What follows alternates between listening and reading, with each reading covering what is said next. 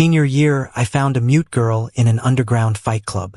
She promised to protect me, but when the fire erupted, she ran toward my brother. With a second chance, I glanced at her coldly. Can't even speak, just get lost. That night, she knelt in a storm, signing repeatedly at the door. Why don't you want me this time? I walked into the room holding a bunch of chrysanthemums, and there was Tina kneeling on the floor. Eric's fingers were gripping a glass of red wine, swaying. I watched Tina's silent back, clenching my fists. My brother has such refined tastes, huh? I tossed the pale chrysanthemums into his lap, petals scattering everywhere. Upon hearing my familiar voice, Tina hunched down further, as if trying to disappear. The first time I saw Tina, a fighter a head taller was beating her on the ground, going for the kill. Hood up on my black hoodie, I leaned against the railing nearby, flicking a lollipop with my tongue. Aren't they gonna stop this? She lay still, hardly moving. When I fell down, I'd go alone to the underground fight club. The sounds of punches landing felt like a jolt to my numb nerves, making me feel alive again. Here, someone dying wasn't unusual. I frowned, ready to leave, when I heard a rustle behind me. She struggled to stand, body bruised yet somehow brimming with a sudden strength, hitting back fiercely. It wasn't until later, amid the crowd's cheers, that I understood why the tables had turned. They had insulted Tina, calling her a mute bitch. She was lucky not to be killed. Mute bitch. Eric's eye caught my workbook. My dear little brother, you think she's giving you the silent treatment because you said her grades sucked? Don't be naive. Last night, when you were trying to reconcile, guess what we were doing? Bully her? She can knock me out with one punch. Would she do this if she didn't want to? Just a bit of fun. Never tried it, brother? Eric squinted, his words laced with smug arrogance. And that's Tina for you. When I saved her, half dead, and brought her home, she'd rather burn to death with a fever than let me take care of her. She was stubborn, guarded, full of distrust. No one could force her without her consent. She had nothing, feared nothing. That's what she often said. But when did it change? Was it when Eric fed her cake in the abandoned classroom, and she didn't refuse? Or when Eric showed up disheveled at my house? Or was it on some night she didn't come home? Feeling a surge of anger, I hurled my heavy workbook at her back. The workbook served as my outlet. Tina, look at me. Just shake your head. I'll pretend this never happened. Eric was a bully at school. Who knows if Tina had some dirt he held over her?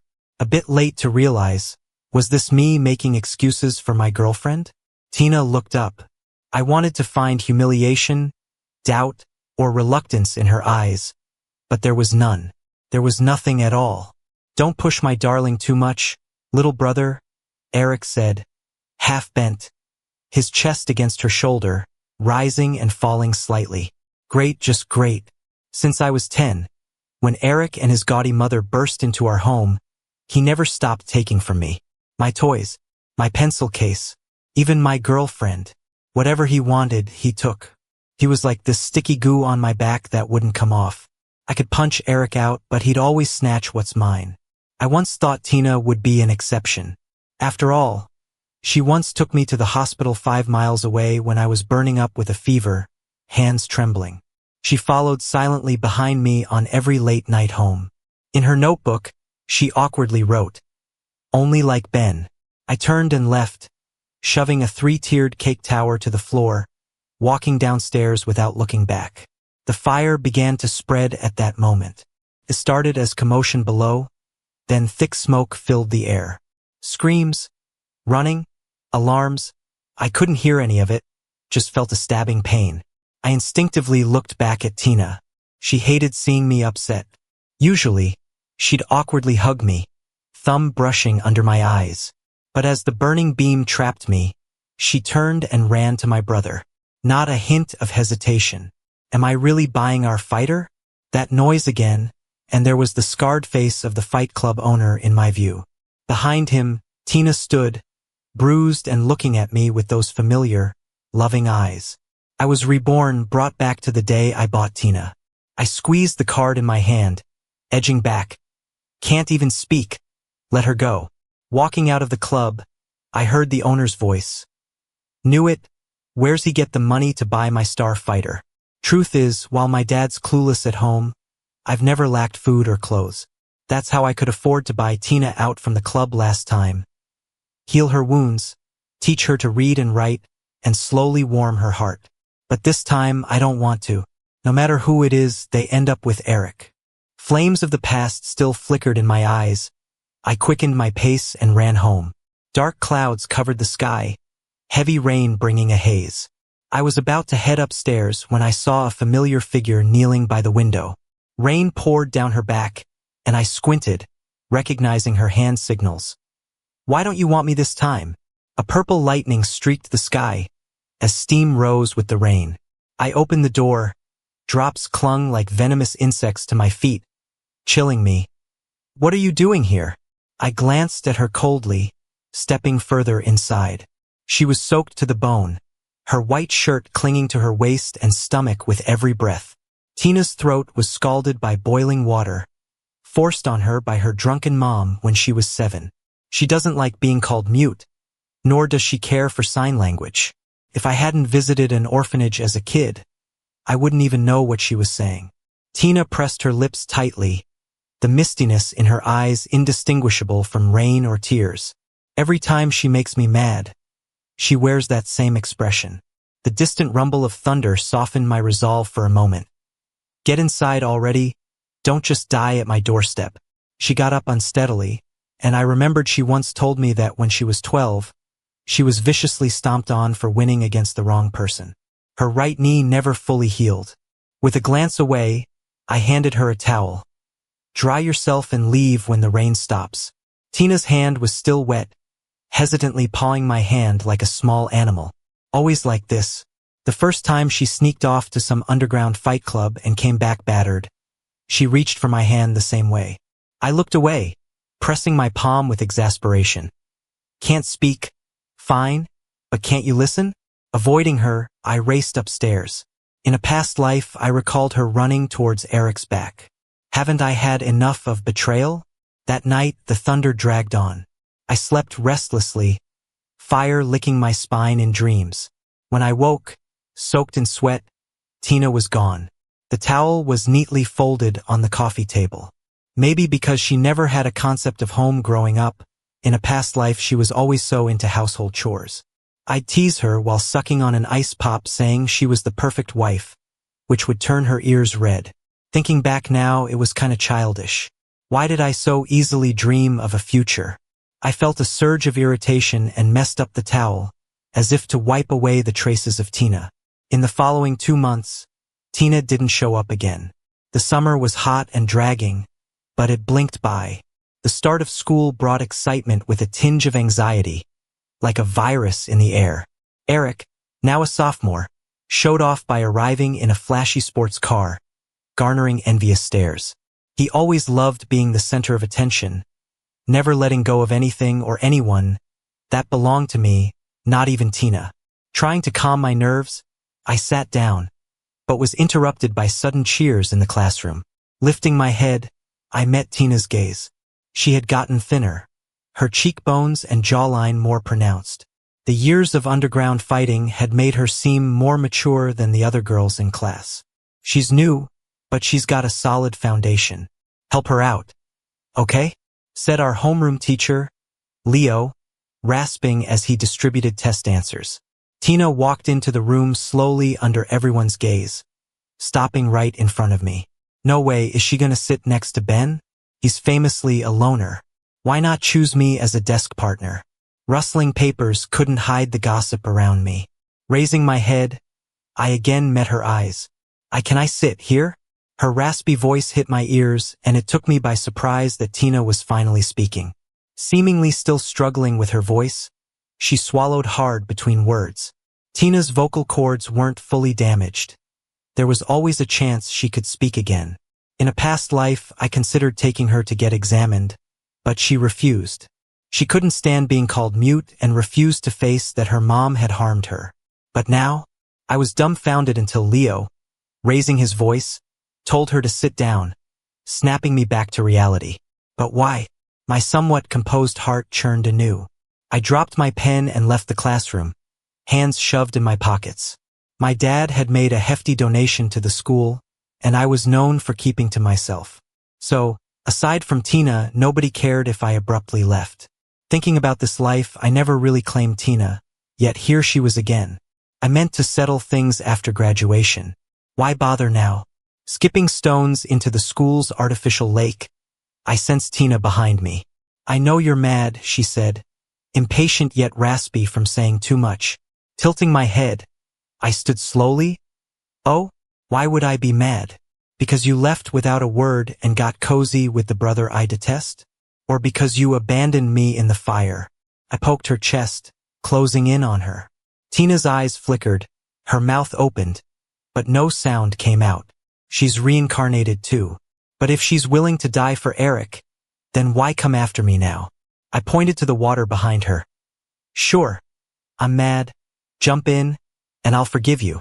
When I was 12, Mom died, and Dad brought a new woman home the same year, with a son only a year younger than me. Everyone I could rely on vanished that year.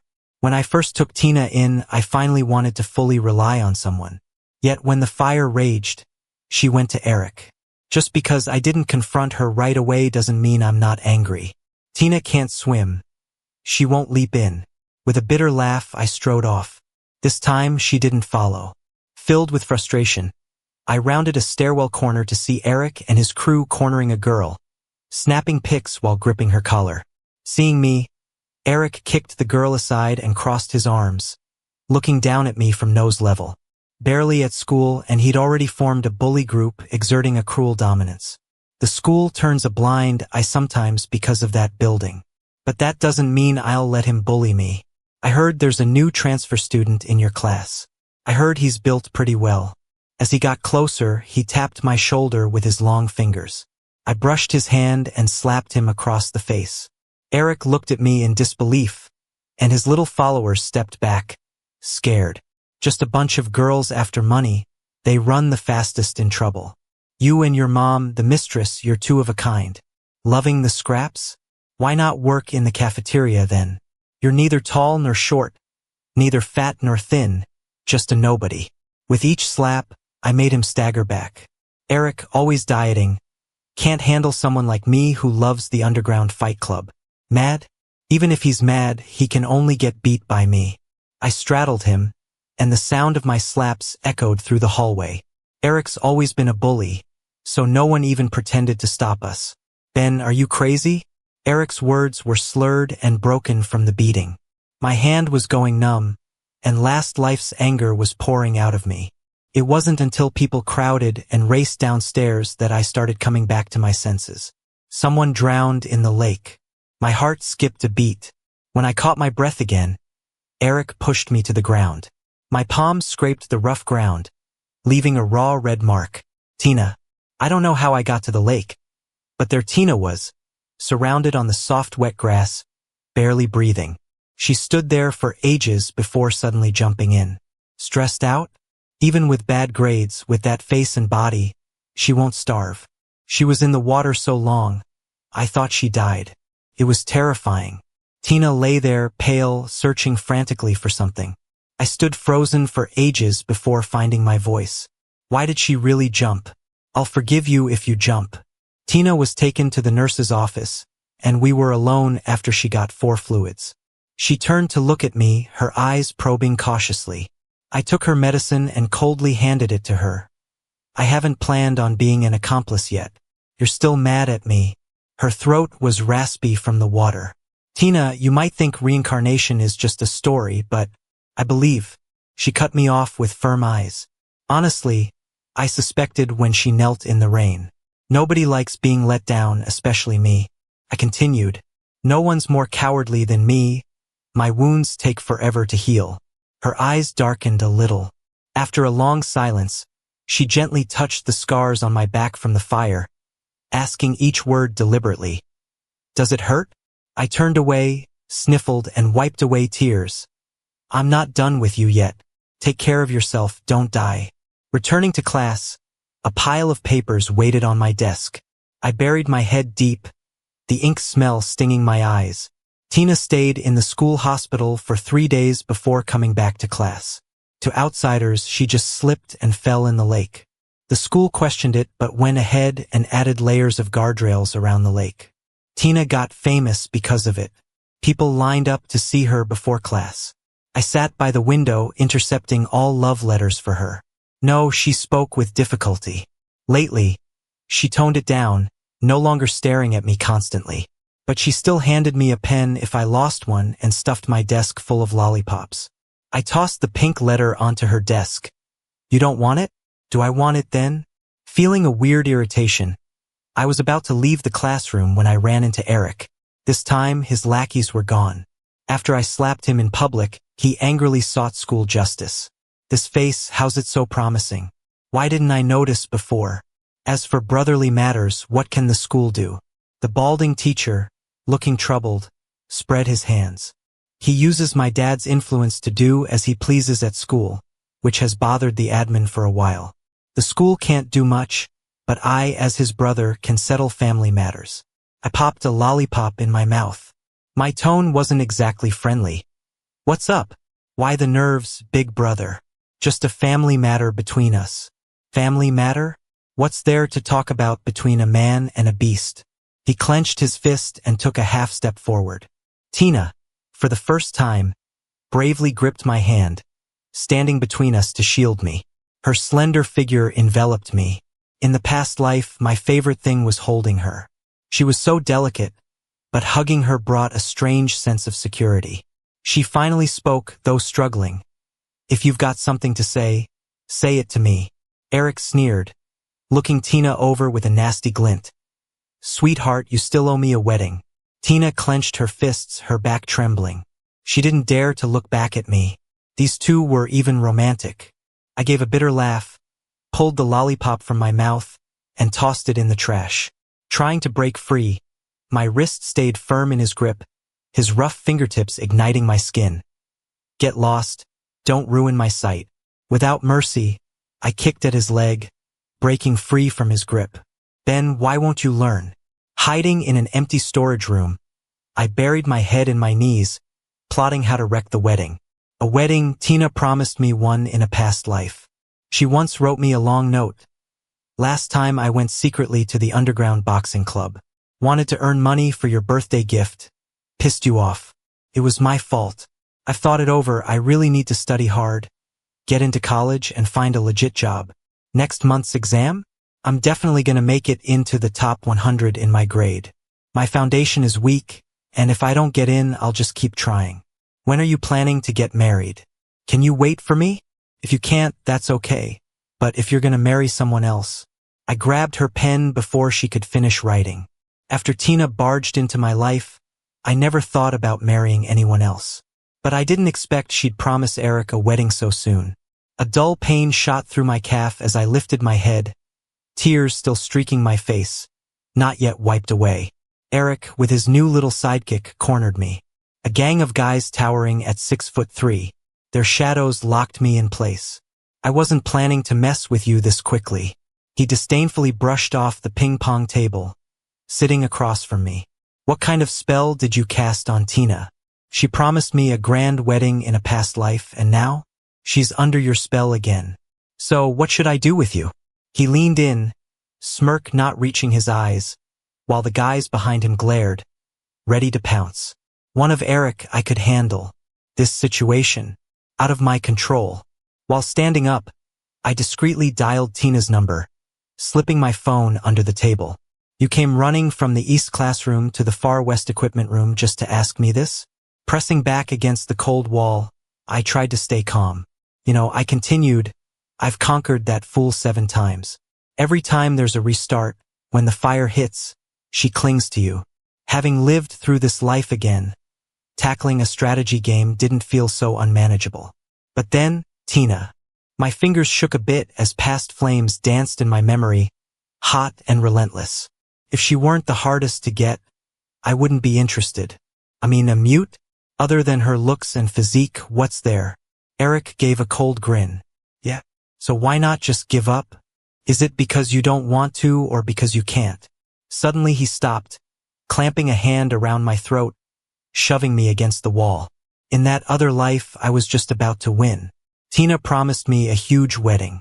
If it weren't for that damn system, Eric cut himself off, glaring icily at me. Why does a dying man need to know so much? His grip tightened, but I managed to shove his wrist down, pinning him momentarily. Still, someone kicked my leg hard before I could fully stand. Before I knew it, my arm was pinned behind my back, and I couldn't move. That's when Tina arrived. She kicked the door open, white shirt billowing, just like during our first meeting. I slumped to the floor, pain throbbing in my knee, groping for my phone in the corner. When Tina's right leg got stomped like this, did it hurt the same?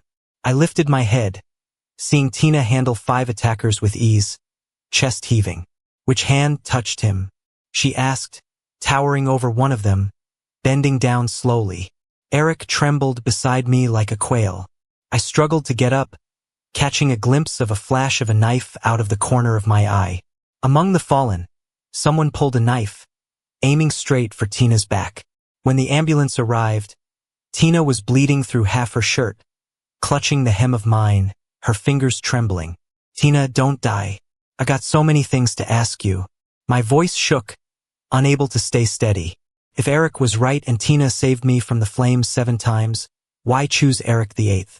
Why do I have no memory of those 7 times? This time, who's she really here for?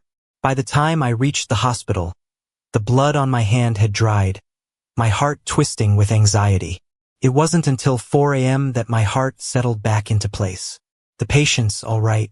Take good care of your girlfriend. A grouchy Jack went off to argue with the doctor. Girlfriend? They're desk buddies. Can't desk buddies be close? He squinted at me. Hey, don't I know you? Weren't you in class 3 at high school 17? It's me, Jack, your desk buddy. Their voices faded into the distance as the surgery room's door opened. Finally, I snapped back to reality. Tina looked pale, a bandage wrapped around her shoulder, even a small one around her neck. I'm okay. I finally exhaled a sigh of relief. For the next several days, Tina had to stay for observation. Jack made me his delivery guy to bring meals and notes. Here, you gotta switch to trigonometric functions. Tina's breath brushed my ear. I edged away a bit. Oh, and don't worry about the hospital bills. Jack and I will cover it. No need. I've got money. Where'd you get money? Growing up in an underground boxing club, her earnings always got snatched by a greedy boss. I memorized the lottery numbers. Wow, really underestimated her there. I turned, taking the porridge from her hand. So, what do you think the college entrance exam's like? Tina pressed her lips together, not meeting my gaze. Don't know, haven't lived to see that day. I trembled, spilling some hot millet porridge on my hand. Tina clumsily tried wiping it off, avoiding touching my hand. After the exams finish, it's your birthday. I've prepared gifts so many times, but never got to give them. Her voice was still hoarse, speech a bit slow. So last time I risked pretending Eric won. I'd seen how the system disliked him, so during the energy flux, it left him. Before, he'd try to win me over, and if he thought he might fail or get bored, he'd use a fire to restart. The system didn't agree with his methods, so it left me my memories, then sought my help the 8th time to escape him. Tina tentatively gripped my hand. No more rebirths. Never leaving you again. My heart felt like it was being pricked by needles, crushed, spread out, left under the sun. When Tina reached the equipment room, who knows where she had just come from. When I was still mad, I threw his gift into the trash can right in front of her. She looked at me with a smile. If you don't like it, that's fine.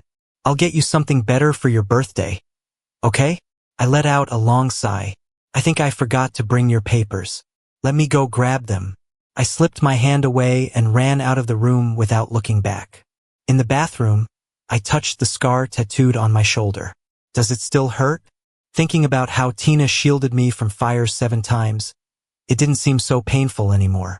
I went downstairs and bought her favorite sweet and sour ribs. But when I was ready to go back up, Tina was gone. Panicking, I dialed Tina's number, only to hear Eric's voice. Want to save her? Come to the West Side Paper Factory. Come alone. Unless you want her throat messed up again? The phone crackled with howling wind and the sound of boiling water. I gripped my phone, my voice coming out rough and unrecognizable. Okay. By the time I reached the west side, it was getting dark. The sky was a shade of purple, with heavy clouds letting some light slip through. Eric, what do you want? Behind him was Tina, a rag stuffed in her mouth, her knee pinned to the ground, sweat dripping from her forehead. Eric lifted his head and smiled, his earrings brushing against his slender collarbone. The guy who hurt Tina was quickly caught and even spilled that Eric was behind the attack. Lately, life's been tough for him. Systems are really gone. Standing on the dusty concrete, he said, I can't go back. Happy now? Do you know why I took on Eric's identity for the game? I'm a mistress's kid, but I never knew what I did wrong. Never had friends. Everyone avoided me. My mom didn't even get the guy, and we spent years in a tiny dump. He sat on the cracked stairs, lighting a cigarette. I wonder if life would have been different if Mom married that man. But you surprised me. As the legitimate son, you always overshadow me. Even my targets run to you, but I'm not letting you win. Eric exhaled a smoke ring, grabbing a knife from the corner. I'll chop off your piano playing hands one by one. Or else, she gets a taste of boiling water again. I lowered my head and picked up the sharp blade. Across the room, Tina's eyes were red, shoulders bleeding as she shook her head desperately. Who said you can't go back? I stared blankly at the knife in hand, twirling it slowly. Eric frowned slightly, flicking his nearly burnt cigarette into the corner. What are you saying? The system's not gone. It's with me now. I looked at him steadily. He gulped, eyes filled with greed. Approaching Eric slowly, I hoped the cops outside would back me up. If you clear the game, you can request to bring your favorite character back to the real world, right? My palms were sweating as I probed further. I tossed away the knife, kicking it off. You rebooted the game 8 times. You know better than me. Fire resets the game, doesn't it? Standing by the half-crumbled window, I casually raised my hand outside. If I succeed, I'll take you with me. Reaching out against the sunset, he didn't really belong here. He was just playing, lighting fires to start over when bored. The system probably left Eric for excessive restarts with Tina's help. Too bad he still couldn't see his mistakes, hoping for external power. Gazing at the distant river, I felt more confident. I can take you. Just let Tina go. Eric breathed heavily, his eyes darting around. No way. Why should I trust you? Everyone's outside, and it's poured for days. Fire's unlikely. Pointing downstairs at rising smoke, Tina sat next to a gas can. Honestly, I was a bit worried, but tried to act cool. Seeing a familiar fire, Eric's eyes lit up as he regained lost hope. Meanwhile, Tina broke her gag, urgently warning, don't become the next Eric. Game players ultimately face repercussions. Smoke was creeping up, and by the window Eric screamed, without the system, I can still escape. Lunatic. Suddenly, there came a loud thud downstairs. Alert guards rushed down, perhaps thinking restrained Tina posed no threat. But it's Tina after all. Quickly kicking the guard with her left leg, she snatched the knife I kicked over, stabbing his leg. Eric finally stopped and watched. Doesn't matter if you kill him, I'll start over regardless. But Eric, there's no next time. Swaying towards Tina, cigarette embers ignited the gas. What I feared most happened. Downstairs was a fake fire, but up here, it was a real, raging fire. As the flames spread, I grabbed Tina's hand. Come on. Tina held me tight. Don't be scared, Ben. I gently ran my hand down her back. Does it hurt? When the fire spreads, does it hurt? This time, I said, how about I take you away? I pulled her hand, slowly moving towards the window. Outside, a small stream flowed gently by, bathed in the red glow of the sunset. By the time the police and firefighters got upstairs, the fire was out of control. Eric stubbornly sat in the blaze, waiting for another chance to be reborn. Sadly, there would never be another chance. On the day the college entrance exams ended, I waited and waited but didn't see Tina. I kicked stones at the doorway, feeling bored. That day, when she jumped out the window, Tina's old injuries flared up, and she ended up lying in the hospital for almost half a month. Hurry up and get better, I complained, sitting by her hospital bed, peeling an apple. You spend every day in the hospital. How are you going to get into college? Tina looked at me with gentle eyes. I will, definitely.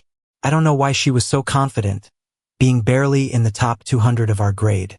Kicking the stone back and forth by the door, the sky was getting darker when Tina finally showed up, fashionably late. So, the college student is here, huh? I teased, my tone a bit sarcastic since I hadn't answered the last math question. Tina's soft fingers touched my head. I went to get your gift. Where is it? Where's the gift? Liar. She had said it, typical girl. Tina looked up and smiled. Look at the sky.